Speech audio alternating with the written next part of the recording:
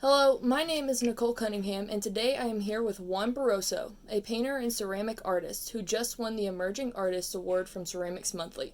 He also recently finished his MFA at the University of North Texas. How are you doing today? Pretty good. How are you? I'm doing good. It's hot. Um, so you want to get on with the questions? Yeah, why not? Okay, question number one. On your journey to becoming the artist you are today, what was one moment in your life that most helped you discover your specific art style? I think the turning point in my work was my parents receiving their residency. I was in, I guess, I'm not sure if it was intermediate or advanced ceramics with Stuart. And I had, turned 21 and I was able to apply for my parents because before that they had been illegal immigrants. I had lived in fear that they would be deported. I'm an American citizen myself, but, I was afraid for my parents.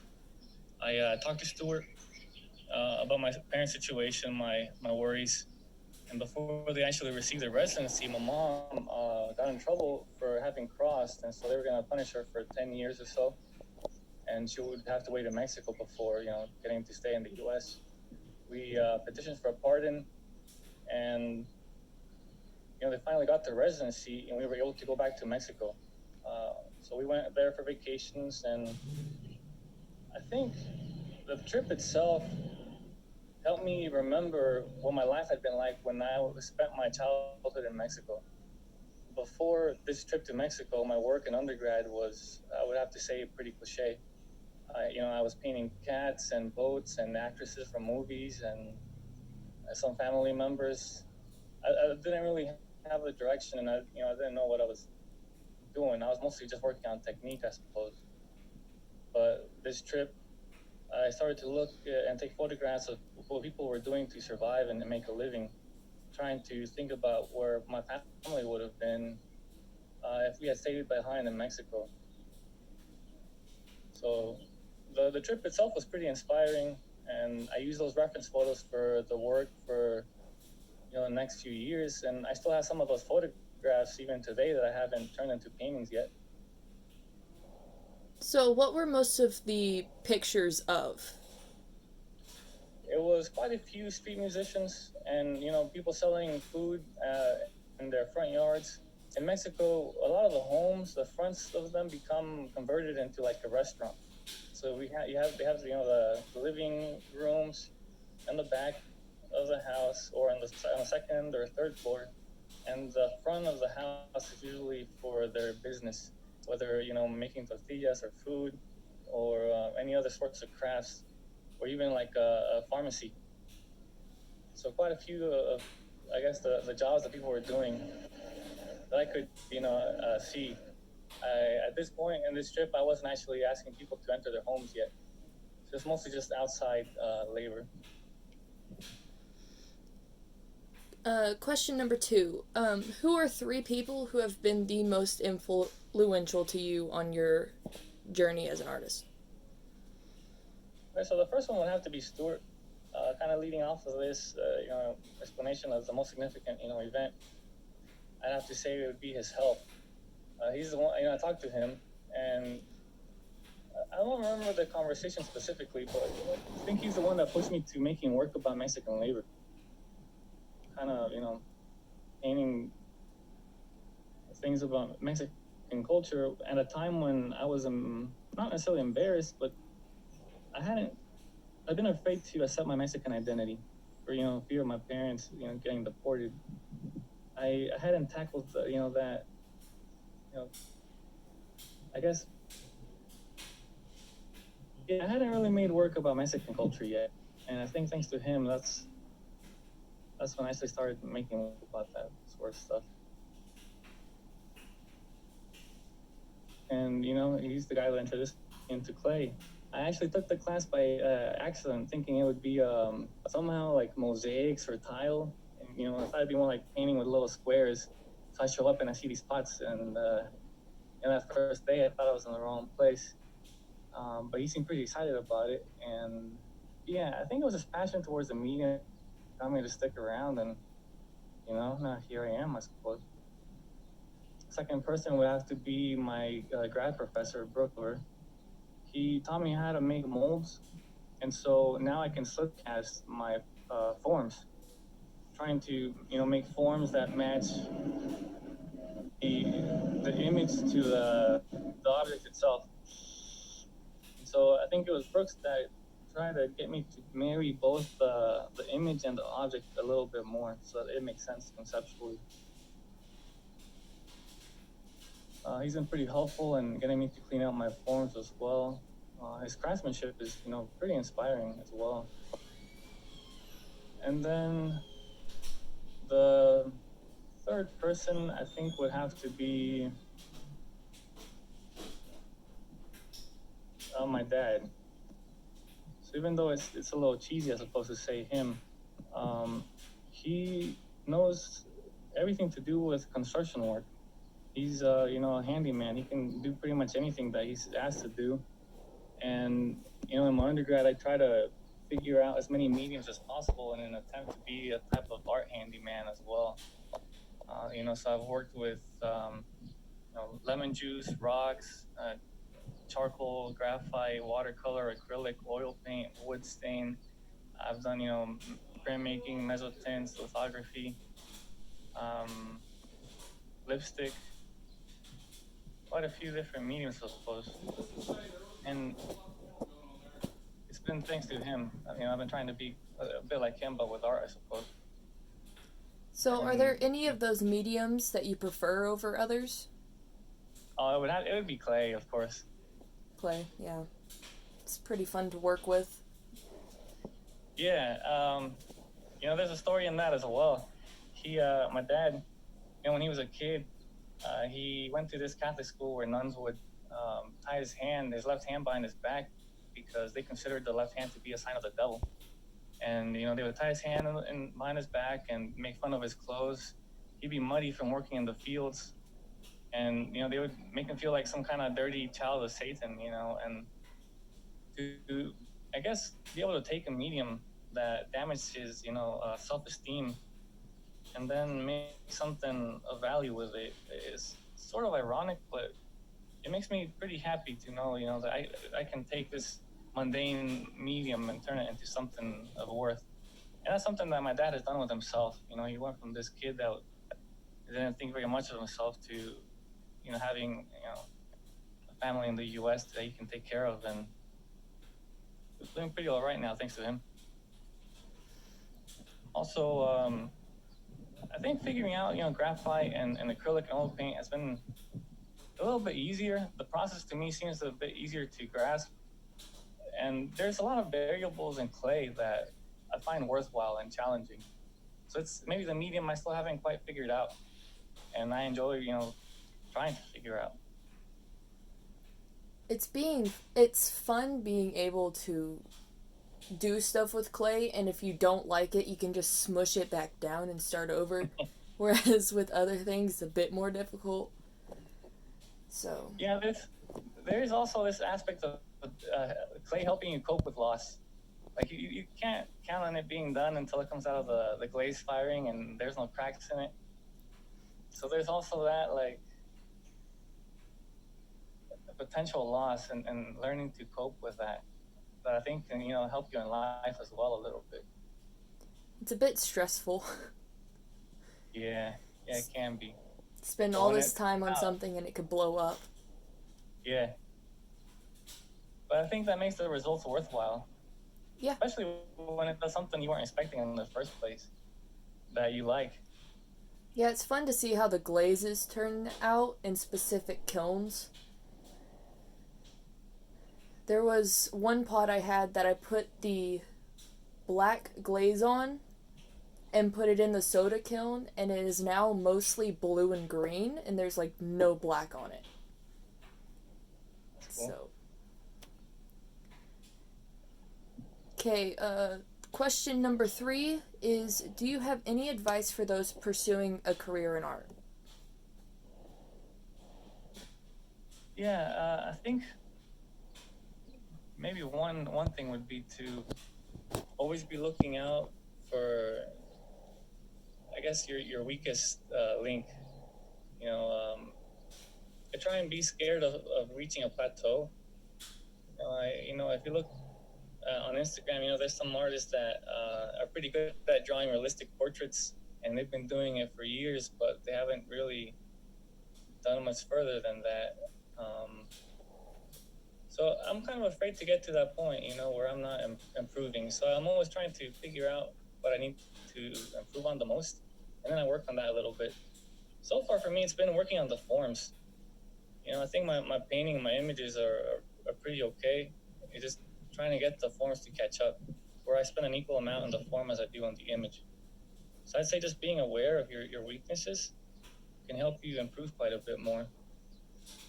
I think that's one of the good things about the art program, where they make you choose one main thing to do, one main, like, drawing or whatever, and then make you choose another one. So that if you get tired of one, you could always go back to the other one and take a break from it. Well, that's pretty good. Um, that is a good point. I end up switching between mediums quite a bit. Like right now, I've been painting with watercolors. I kind of got tired of painting on flasks and mugs for a little bit, and so trying to do other stuff. But yeah, having multiple plans, I think, would be a good idea. And also, when I was in accounting, and I was an accounting major when I started at OU, and after failing calculus 2, I realized it wasn't for me. And I remember, working with my dad. We were making this fence, and he was asking me all these questions about like how I'd make a living. He was, the stereotypical "you're gonna be a starving artist" talk, I suppose.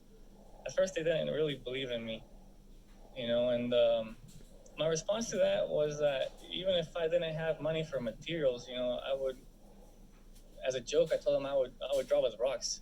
I noticed that some rocks leave a white mark on the concrete. So we'd be, in our lunch break, and I'd be doodling on the concrete with a rock. And what it reminds me of, if you want to make artwork, I don't think anything's going to stop you. It should be a need. It should be, something that you have to do instead of something that you feel, it shouldn't feel like work, I suppose. Yeah. Like for me, I really enjoy drawing and sculpting hands. So in sculpture, I ended up spending way too much time on these hands that we didn't even have to fire, and ended up firing them, glazing them, and now they're in the student art show. So I should probably start working on other things other than just hands, because there's a lot of different like poses and things you can do with hands, but at the point I'm at, I'm starting to kind of run out of things to do because I've drawn so many hands. So it's good to be able to do different things. Yeah, that's a good point. I think earlier on I was drawing way too many roses, but it helped me, get better at shading. So if you feel like you're ready for the next thing, that's probably a good idea. Yeah. I have another piece of advice, and it's about, I think, stretching, I suppose. When I started making the dots, I wasn't taking care of my hands, and now they shake quite a bit more. They hurt quite a bit more. And earlier I was trying to draw with a pencil, and yeah, it was pretty difficult to even draw a straight line. So looking up different exercises for your hands and your neck are a pretty good idea, because repetitive motions eventually catch up with you. So I keep that in mind. Even also how you're sitting on the wheel when you're throwing. Yeah. All those things eventually add up. So this is a little off from normal questions about art. But the next question is, what genres of music do you like, and what is your current favorite artist or band? So that's where it gets a little tricky for me. I listen to Spanish rap, Spanish love songs, Sometimes I like country. Um, and right now, my favorite artist would be Ryan Caravello. Um, it's sort of like, I'm not sure of the actual name for the genre of it, but I would call it pump up music. They just get you in the zone, I guess. They can be a little cheesy, when someone listens to that, listens to you listening to that kind of stuff, but anything that gets you in the mood to paint and make you feel like a badass, I think helps. And if you're confident while working it helps quite a bit. Yeah, the genre of music really affects what's gonna happen. Because you don't want to put something on that's gonna make you feel unmotivated to do what you're trying to. So. Yeah, I noticed the music gets significantly faster the further into the night, just to keep me up. Yeah. But yeah, my music taste kind of switches around quite a bit. Sometimes I listen to Andean like flute music as well. It's all over the place. Yeah, sometimes I'll just listen to like piano instrumentals. It's just. Yeah, same here. It's just random. Whatever helps. Yep. Is there anything you've been doing to keep busy or sane during this quarantine? I've been knitting quite a bit. What have you been knitting? I'm working on. So I started a project and I can't seem to end it. So I have maybe about 8 different scarves in different colors and about 2 hats. Yeah, my mom, when I was living in Mexico, my mom would sew and repair clothes and knit, to keep us fed. And I learned how to knit, maybe a year ago. And since then, I haven't really stopped. It's very calming. It's a very repetitive motion, almost like a meditative thing. And yeah, I think that's what I use to procrastinate. And I get excited about finishing a project, but like I said, there's a few in progress at the moment. Is there something you like knitting more than others? I prefer scarves and the linen stitch. It makes the scarf quite a bit, I guess, flatter. Almost like a fabric, as opposed to like a bulkier like knitted scarf. If that makes any sense. Do you have a favorite color to use? The greens and browns. Nice. I like merino wool. It's pretty soft. I'm hoping to learn how to do like cables, but yeah, I'm working on that. I'm also on walks, I suppose, but mostly knitting. Nice. It's a very weird time. Yeah. It's like there's so much you can do, but it's just all stuff that you don't want to do sometimes.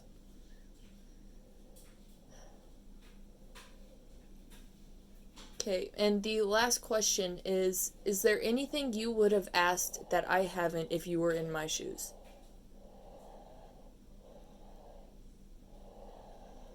Yeah, that's a good question.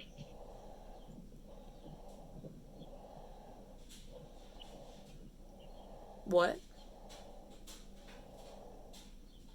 That's a pretty good question. I'm gonna have to think about that one. I had something, but I forgot already. Um,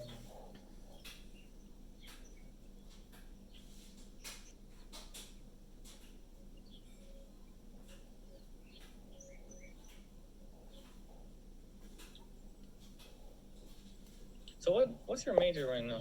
Studio arts. You haven't figured one out yet? Uh, it was at first international and area studies, but within the third week of my first semester, I was like, this isn't for me, and I changed it to studio arts. And so that's where I am now. Okay. Well, I can't really think of a question, but I think I have more advice, I suppose. Okay. So I remember in my undergrad, when I was a little bit younger, I was able to stay up uh, quite a bit later working on projects. Some nights I would even do all-nighters. And I think right now in undergrad is a pretty good time of working as much as possible. Back then I think I was in a fraternity and I would hang out with my brothers a bit too much. There were quite a few parties, and then I would make up for it by staying up late. But now I can't really do that. If I stay up too late, I start to get a headache, and so I missed out on what I think would have been maybe 3 or 4 years when I could have improved quite a bit more, with quite a bit more energy. I think right now in undergrad is a pretty good time to work as much as possible. And it's something that you don't realize until a bit later. Yeah, I need to start working more. Been procrastinating way too much. And after you leave your parents' home and stuff to go to undergrad, there's a lot of distractions, a lot of friends, a lot of things to do, a lot of parties. But yeah, I think that's also the best time to be productive if you're able to.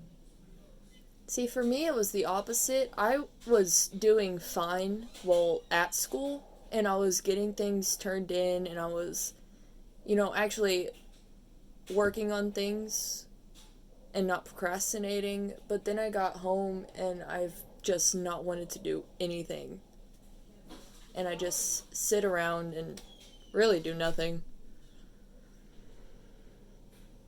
Yeah, right now during quarantine, that's kind of normal. I'm there as well. It's really hard to be productive right now. Yeah, I've gone to the park so much. The virus, even though maybe your family isn't affected yet, hopefully not.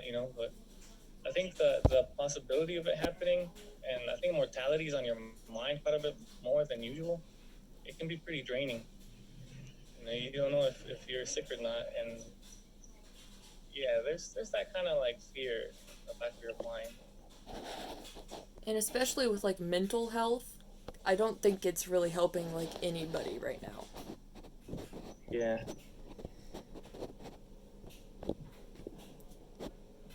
Well, that was all the questions I had. If there's anything else you'd like to say, you can. But if not, that's it. So, Hope I was helpful. I'm saying I hope I was helpful. Oh, yeah, you were. Thank you for joining me. I hope you have a great day. And thank you. You as well.